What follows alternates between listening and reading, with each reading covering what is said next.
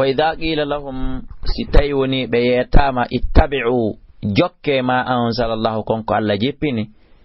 qalu be jabo bal skoni nattabi'u menen meden jokki ma alfayna alayhi konko men tawi e dow mum aba ana babirabe amen be Allah landi o wi awalau kana aba'uhum ene haysilatike babirabe mabbe ben la ya'qiluna be haqqila shay'an hay e hunde wala yahtaduna be fewa kadi wa mathalu alladhina misal ben kafaru yeddube ka mathali alladhina misal on neddo yan'ibu ewni do bima la yasma'u monanata illa du'a an siona baaje gol yo aru wa nida'an e ewne du'a an baaje gol yo aru wa nida'an e baaje gol yo yaw summun ta ko be faado be bukumun ko be mbobudube umuyun ko be bumbe fawm kambe la ya'qiluna be mara hakkil ya ayyuhalladhina amanu kono yo gomdi be kulu nyame min tayyibati immorde labudi ma razaqnakum ko men arski on kon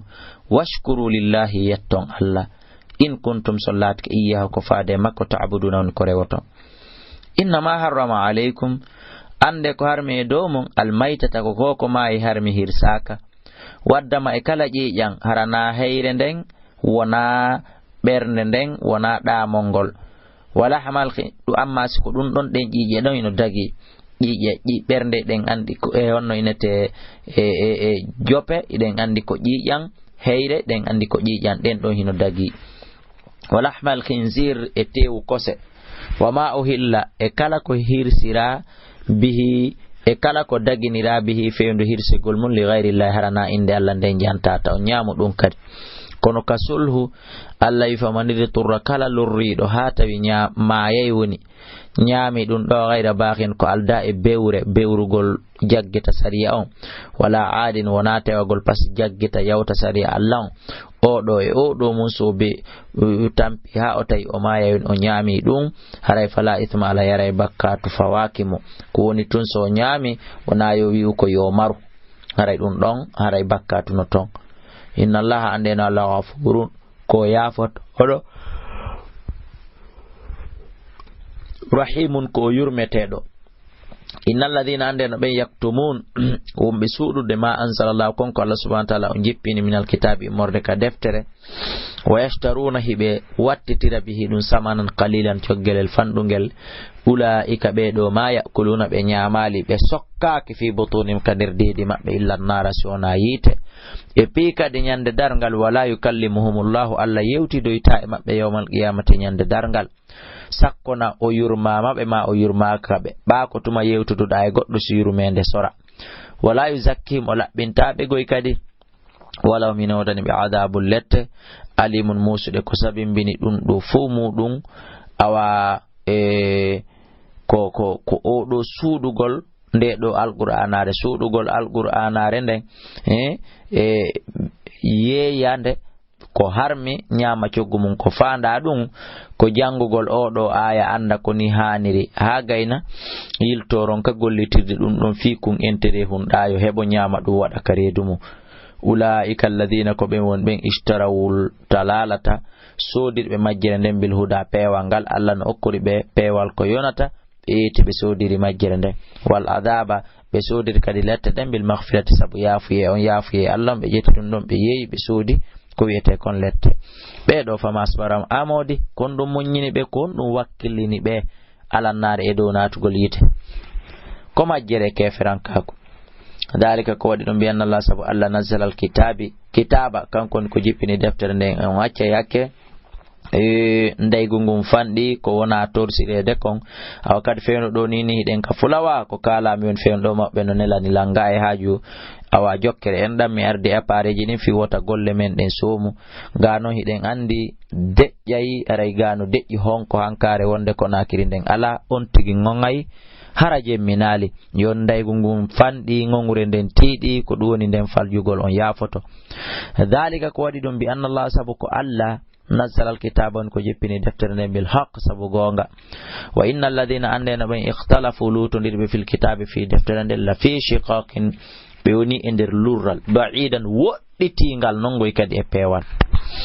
laysal birra wonali diggere wonari moƴƴere an tuwallunde fewtinton tum wujuhakum geece monɗin qibala al mashriqi ka hella ka funnange juulon wonande ono wontirɓe hirnange makka wal maghribi e fewtirgol ka hirnange juula wonande ono wonɓe funnande makka ɓe mana wonali dewal daragol tum fewta e suudu kaaba juula wona ɗum tu woni dewal de walakin al birra ko woni tun diggere ko woni moƴƴere ko woni ɗoftagol Allah rewɗo Allah man amana billahi ko gomɗinɗo Allah wal yawmil akhiri e nyalande sakkitina nden wal malaikati e malaika ɓen wal kitabi e defte ɗen wan nabiyina e annaba ɓen wa atal mala okkitir kadi jawdi makko ni ala hubbihi e dow ommo o yiɗi o okkitir jawdi makko nin e dow ommo o yiɗi ɗum ko tafsirugo wa atal mala okkitir jawdi makko ni ala hubbihi e dow ndindi o yiɗani hoore makko o ƴetta ndi okkitira tafsirugo wa atal mala okkitir jawdi makko nin ala hubbihi e dow on sa'i mo yiɗi jawdi makko ndi on faami ka tafsirji tati e maggal kangal ƴiyangal okkitira ndi jawdi makko hombo okkitira ndi dawil qurba jomiraɓe ɓattodiral ka kawtal e ka enɗan wal yatama e al yatimaɓe wal masakina wabna sabili e ɓiɓɓe laawi wassa'ilina e ɓe torotoɓe wa firriqabi e rinɗinoɓe daaɗe wa aqama salata o ñiiɓi kadi julde makko nde wa ata zakata o itti zakka on wal mufuna e ɓe hunnoɓe be ahadiji maɓɓe ɗin ida ahadu si ɓe ahodama foti ko ahadi ndi ɓe ahodi e Allah wonde ɓe rewaymo ɓe shirkantamo foti ko ahadi ndi ɓe ahodi e tagore ɗimmoɓe maɓɓe wasabirina e ɓe ɗo muñotoɓe fil ba'sa e fewndo sattende wa dorra e fewndo lorra wa hinal ba'si e fewndo ɓurti sattude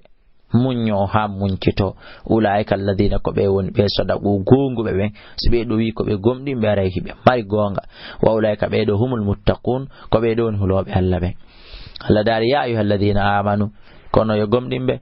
koni kutiba alaykum farlama e mon alqisasu yottodiral fil qatlaka warngoji fino warngoji ɗin suspandora fino ɗi tongire fino ɗi accire warngoji ɗin farlama e mon yo yotto mo warani on waranemo embere mo waranemo on waranɗo kala waranɗo on waremo bimana fi mo famali inna sariya islam ko criminel yo wonki goɗɗo si goɗɗo wari goɗɗo yo warte haray woni wonkiji ɗiɗi warɗi woni perdi si goɗɗo wari goɗɗo sokemmo kamɓe ɓe addi ɗum ɗon ɓe ni ko kamɓe mari yurmede favel nde on noon si goɗɗo wari goɗɗo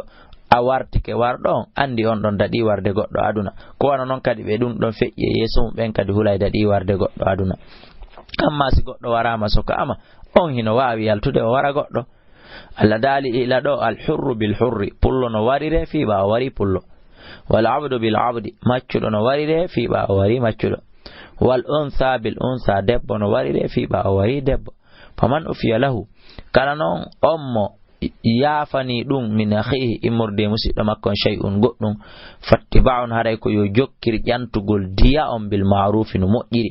ko naawigol ene min mbawi mi yaafike mi wala ka wartede diya on yo connan noon walatami hendaki no fattiba'un ko yo jantir bil ma'rufi no moƴƴiri e duwa ɗoytude diya on kankadi wa ada un e tottugol kankadi diya on ila ifade oɗo waranaɗo bisani no moƴƴiri yo Allah dande en warugol yo Allah dande en waranegol bi rahmatka ya hayyu ya qayyum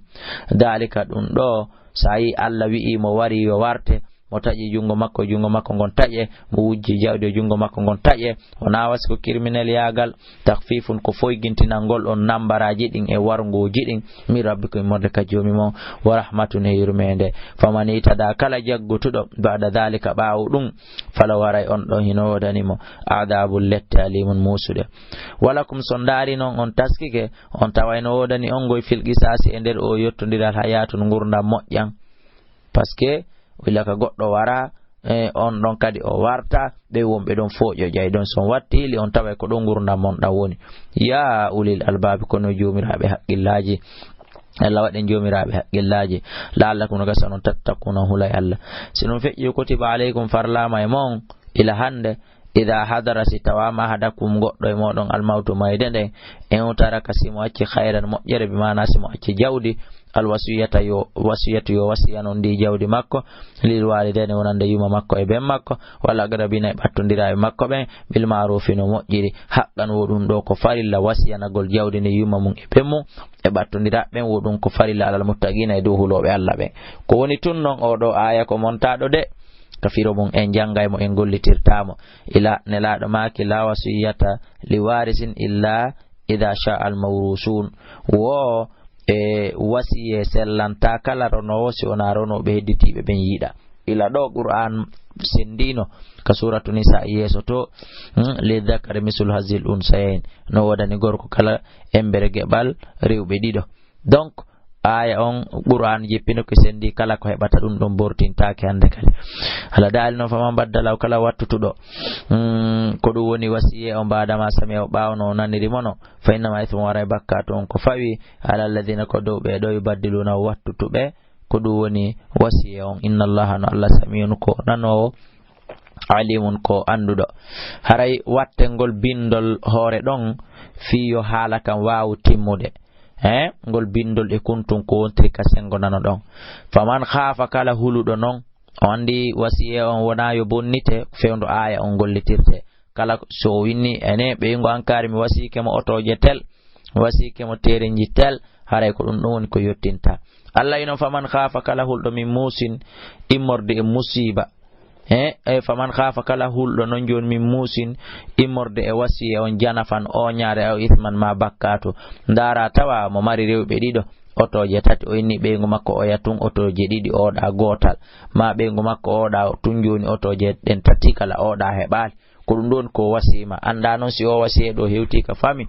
haray ɓuttata si o wasiye ɗo kadi hewtoyi ka Allah tawi ko gollitira ton kadi ɓuttoyta no wasi qur'ani inni kala hulɗo yimmorde wasiye on janafan o nyaare aw isman ma bakkat fasla o moƴƴini baynahuma hakkunde maɓɓe ɓe mana o sansi wasiye on o nunɗi fala ithma alay haray oɗo bakkat fakimo oɗo sansi wasiye on kono haray bakkat fakimo par ce que o waylu ko boni kon o watti ko moƴƴi inna allaha no allah ghafurun ko yafotoɗo rahimun ko yurmeteɗo yo allah on yaafo en yo allah on yurme en amin yiltoɗen rewtoɗen ɗum ɗo kadi ha faame kala ko tawata